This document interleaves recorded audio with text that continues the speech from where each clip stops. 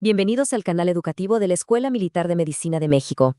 La amnesia global transitoria, o AGT, sin duda uno de los síndromes neurológicos más desconcertantes en la práctica clínica.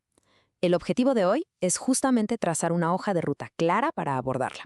Vamos a explorar su perfil clínico y los factores de riesgo. Después, nos meteremos de lleno con los criterios diagnósticos, la evidencia clave en neuroimagen, el crucial diagnóstico diferencial con sus imitadores y, finalmente, cerraremos con el manejo y el pronóstico. Comencemos. Bien, empecemos por el principio. El primer paso en nuestro abordaje es, sin duda, identificar el perfil de riesgo del paciente y qué eventos pudieron precipitar el cuadro. Entender la epidemiología y los gatillos del síndrome es la base para una sospecha clínica sólida desde el primer contacto. Lo que proponemos es una hoja de ruta sistemática como esta. Fíjense cómo todo parte de dos puntos críticos: identificar el perfil de riesgo y buscar activamente los eventos desencadenantes. Estos elementos iniciales son los cimientos sobre los que vamos a construir todo nuestro proceso diagnóstico. Entonces, ¿cuáles son esos factores de riesgo clave? Primero, la migraña. La asociación es tan fuerte que nos hace pensar en una disfunción neurovascular de fondo, quizá una predisposición a la depresión cortical propagada. Luego, comorbilidades psiquiátricas, sí, como depresión y ansiedad, que podrían apuntar a una desregulación del eje hipotálamo hipoficial y adrenal. Y algo muy interesante es el perfil de riesgo vascular, que es bastante atípico. La clave parece ser la hipertensión aguda, más que la crónica, lo que sugiere un fallo agudo en la autorregulación cerebral y no tanto una aterosclerosis establecida. Y ojo, esta conexión con la migraña no es solo una impresión clínica. Los números son claros. Hablamos de un riesgo relativo de 2.48. El intervalo de confianza del 95%, que va de 1.32 a 4.87, nos confirma que esto es estadísticamente significativo. Sin duda, la migraña se consolida como el factor de riesgo independiente más robusto que tenemos. Algo que hay que tener clarísimo: la AGT casi nunca aparece de la nada. De hecho, entre un 50 y un 90% de los episodios tienen un detonante claro. ¿Y de qué hablamos? Puede ser estrés, tanto emocional como físico, o, y esto es muy característico, maniobras tipo Valsalva. La teoría fisiopatológica sugiere que esto podría causar una congestión venosa yugular transitoria que lleva a una isquemia hipocámpica retrógrada. Por eso, interrogar sobre esto muchas veces al testigo es prácticamente una herramienta diagnóstica. Ok, ya tenemos un perfil de riesgo y un posible detonante. La sospecha clínica empieza a tomar forma. Ahora, ¿cómo la validamos? Bueno, pues vamos al siguiente paso: aplicar con todo rigor los criterios diagnósticos que definen formalmente el síndrome. Aquí los tenemos. Los criterios de Hodges y Worlow siguen siendo nuestro estándar de oro. Pensemos en ellos como una lista de verificación. ¿El ataque fue presenciado? Sí. ¿Hay una amnesia anterógrada clara? Sí. ¿El déficit es solo de memoria, con la conciencia intacta? Sí. ¿No hay focalidad neurológica? Correcto. ¿Y todo se resuelve en menos de 24 horas? Perfecto. Cumplir esto al pie de la letra es absolutamente esencial. Pero, a ver, ¿realmente basta con la clínica? Si bien estos criterios son la base de todo, tienen sus limitaciones. Por ejemplo, no cuantifican la amnesia retrógrada, que casi siempre está ahí, ni tampoco captan esos déficits ejecutivos sutiles que solo salen con pruebas específicas. Esta brecha, esta distancia, entre lo que vemos en la clínica y lo que está pasando a nivel fisiopatológico, nos obliga a buscar más allá. Necesitamos evidencia paraclínica. Y es justo aquí donde la neuroimagen entra en juego y se vuelve indispensable. Porque la resonancia magnética no es solo para confirmar un diagnóstico, no. Es una verdadera ventana a la fisiopatología subyacente de la AGT. Esto es lo que buscamos: el hallazgo casi patognomónico.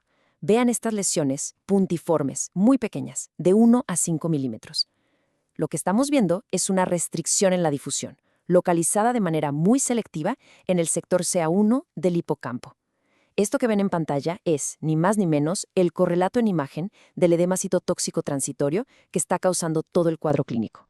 Pero ¡cuidado! Aquí el timing lo es todo. Es absolutamente crítico. Si hacemos la resonancia demasiado pronto, en la fase hiperaguda, es muy probable que nos dé un falso negativo. Y las implicaciones de eso, tanto diagnósticas como terapéuticas, son enormes. La ventana de oportunidad diagnóstica, el momento ideal, es entre las 24 y las 96 horas después del inicio de los síntomas. Es en este lapso cuando el edema citotóxico se hace más evidente en las secuencias de difusión. Después de este punto, las lesiones empiezan a desaparecer. Entonces, para maximizar nuestras probabilidades de encontrar estas lesiones, el protocolo de resonancia debe ser específico.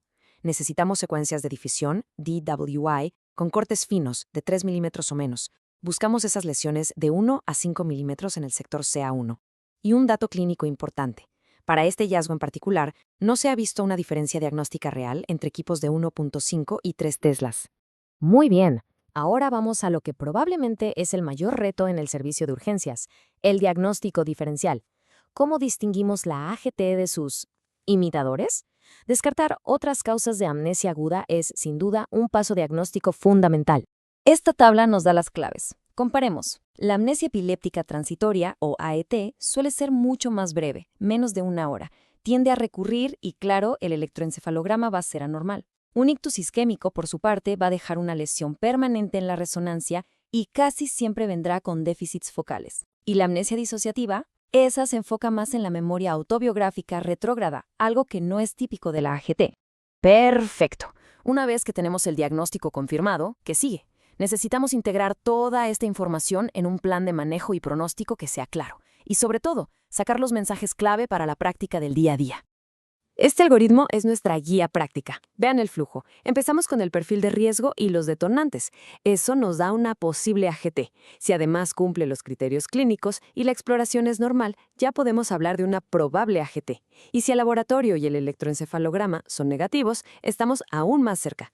El último paso, el que nos da el diagnóstico de AGT definitiva, es la resonancia magnética en esa ventana de 24 a 96 horas, con las lesiones características en CA1. Entonces, ¿con qué nos quedamos para la práctica? Primero, y fundamental, tranquilizar al paciente. Explicarle que es un cuadro benigno y autolimitado.